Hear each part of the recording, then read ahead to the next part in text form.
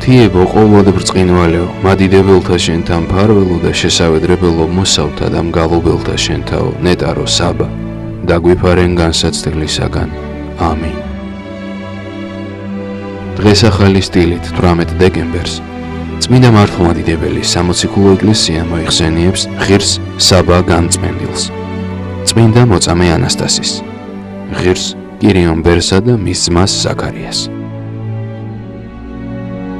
მოღვაწე ბერებით სახელგანთქმული უძველესი მონასტრებიდან იუდეის უდაბნოს მხოლოდ საბა განწმენდილის ლავრა შემორჩა. ჩვენი წინაპრები მას საბაწმინდას უწოდებდნენ. ქართველებს ოდითგანვე მჭიდრო ურთიერთობა ჰქონიათ ლავრასთან, რომლის დამაარსებელიც გახლდათ ეკლესიის უდიდესი მამა ღირსი საბა განწმენდილი.